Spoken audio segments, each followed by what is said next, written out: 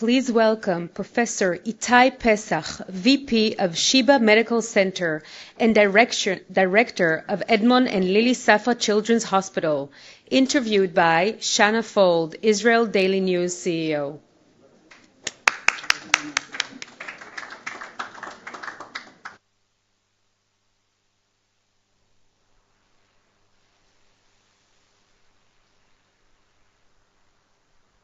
Hello. Hello, hello. Good morning. Good morning. Hi, everyone. Welcome. We've had such incredible speakers today, and I'm so excited to talk to you about the work at Sheba, which I think has been just growing in importance in the last couple of years. Yes, indeed. And you know, I was sitting here listening to the previous speakers, and I kind of wondered, why is a physician, pediatrician who runs a hospital, why do I deserve a place in this meeting? Well, I researched you, and there's a lot of reasons that you deserve to be on the stage for sure. So I think what Sheba brings, as being one of the leading hospitals in the world, definitely the largest one in Israel, with everything we do, I think at the end, us and also the other parts of the Israeli healthcare system, we're basically factories of hope. And that's kind of what our mission is in here, to remember that throughout all these difficulties and everything that's happening, and the very challenging spot that the Israeli nation is currently facing, we as like the civil society, the part in Israel that continues to provide to those in need, that continues to see everybody the same way, no matter where they come from and what their background is.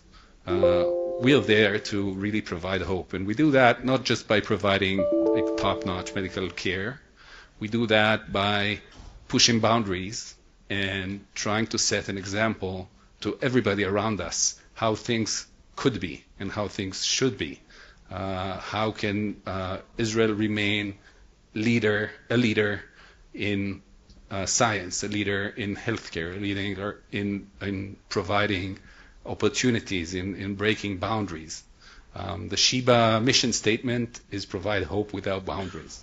And this is what basically we've been doing, and I think this is part of what made us one of the leading centers in the world. Well, certainly hope is tied to resilience, I think. And together, those two qualities are pushing forward in Sheba Medical. Can you talk to us about the resilience of the hospital and the underground facility and what has really improved in the last 2 years? Sometimes improvement comes from pressure.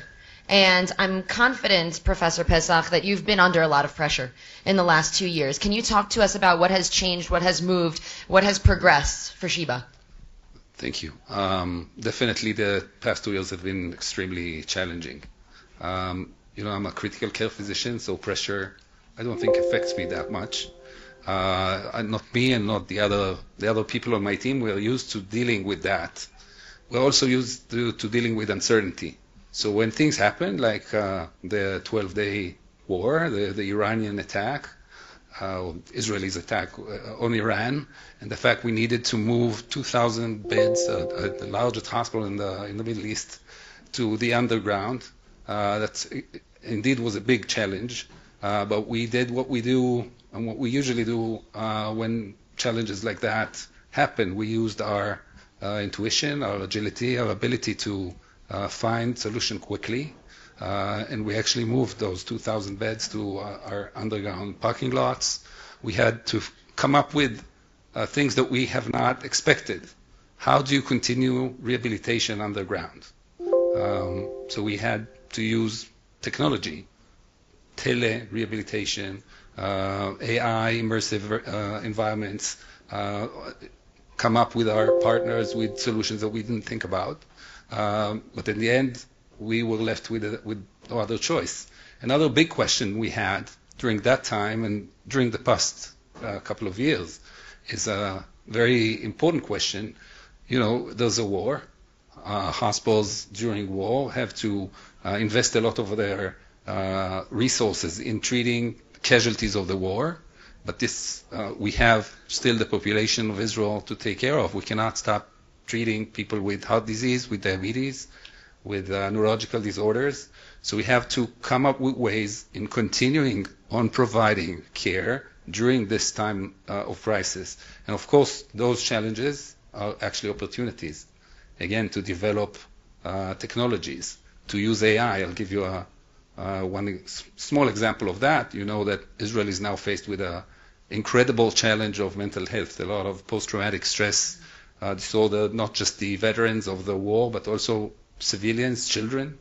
How do we provide so much psychiatric care to so many people? Well, there hasn't been a huge growth in the resources for that, so we use for that technology. We developed an AI solution that actually does the screening. It's a bot, a humanized bot, where it actually makes the initial psychiatric interview, which is a big and significant part of what needs to be done in order to triage the patient.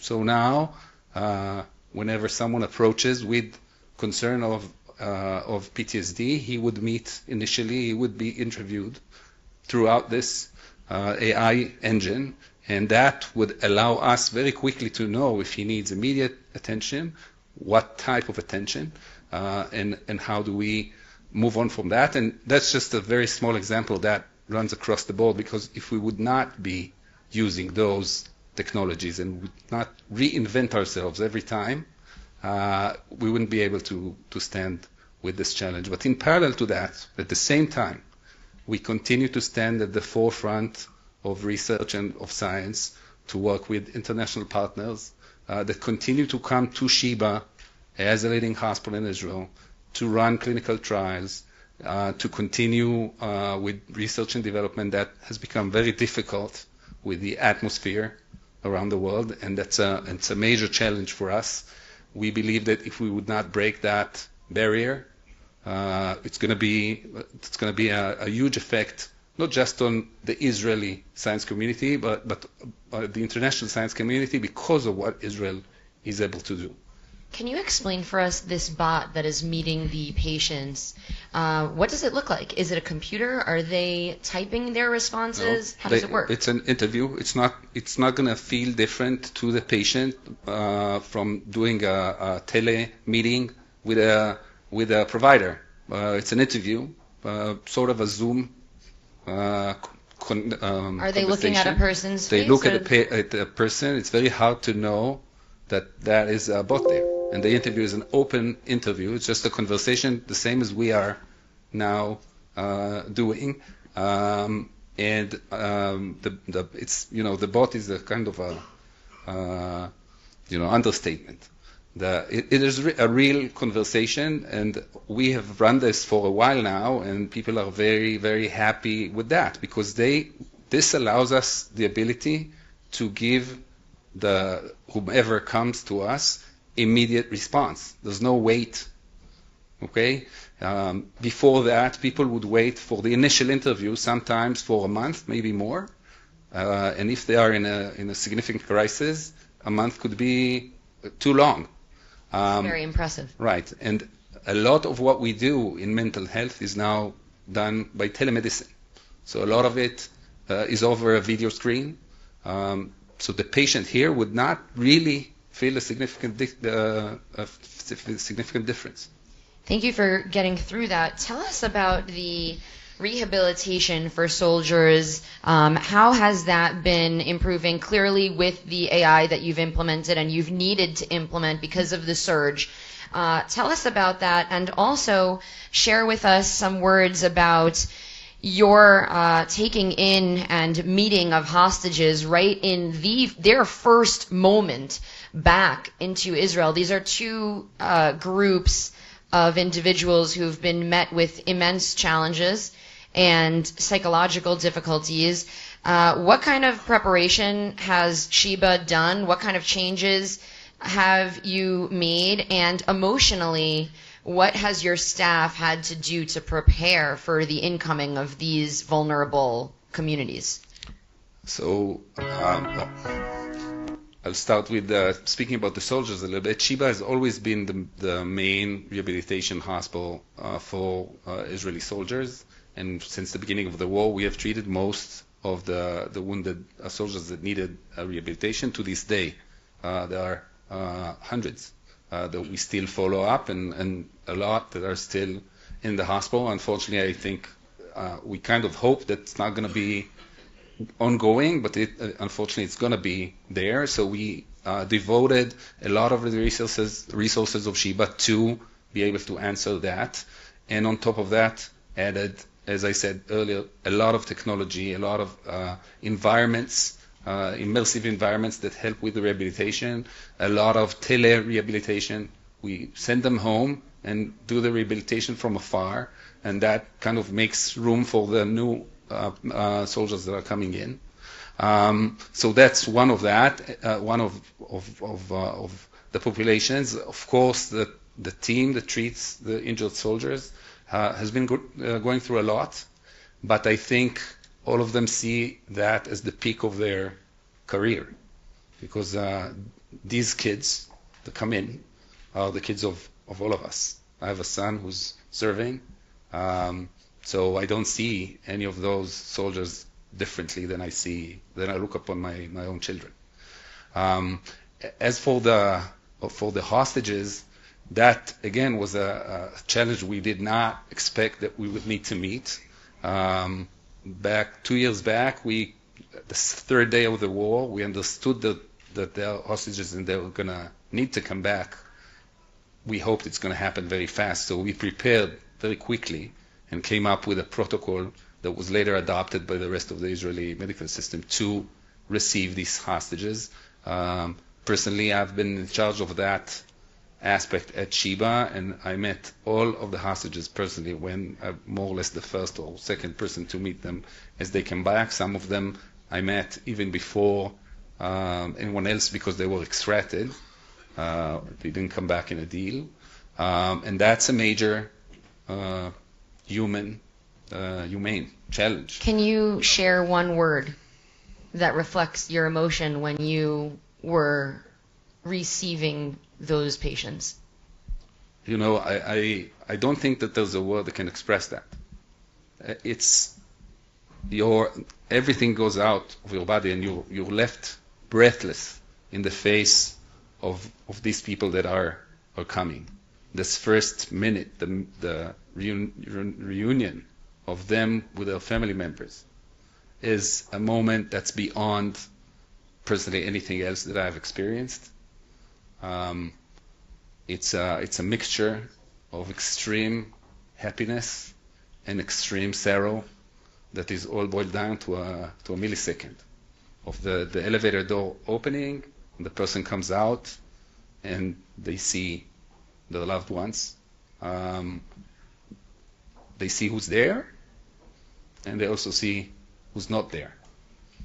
And we see the person that's coming back, and at the same time know that there are so many that haven't come back yet, and we are so concerned about them and about how they are doing, about their health.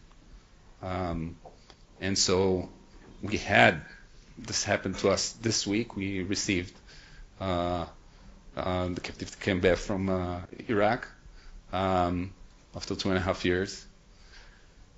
These are moments that, when I went to study medicine a lot of time ago, I did not even imagine that I'm going to be witnessing or be part of these kind of things. But on the other hand, this is what we're there for. This is why Sheba is there. As I said at the beginning, there's a lot of hope that we work on every day, and we're trying to shine this hope around, to spread it around, to shine it to the rest of everything that's happening here. If you walk the corridors of Sheba, you would meet injured soldiers that are recovering, hostages that came back, regular people just with their own medical problems. You'll meet Jews, you'll meet Arabs, you'll meet Palestinians. And they are all there with a common goal to get better, to be better, and to have a future. I think we can all feel that intense sorrow that you were describing when the elevator door comes open.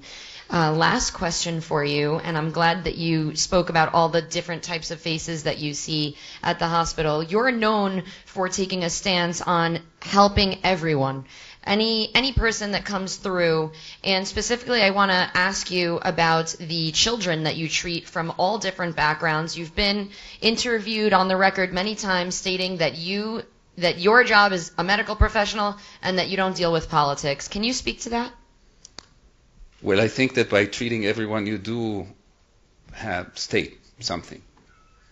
And I think at the end, once someone, especially a child, is in need, it doesn't matter where they're from, we need to be there to provide care.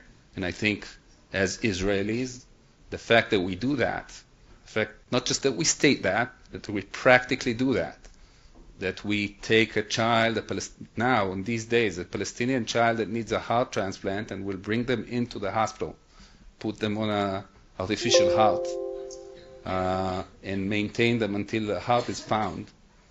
I think that kind of says everything.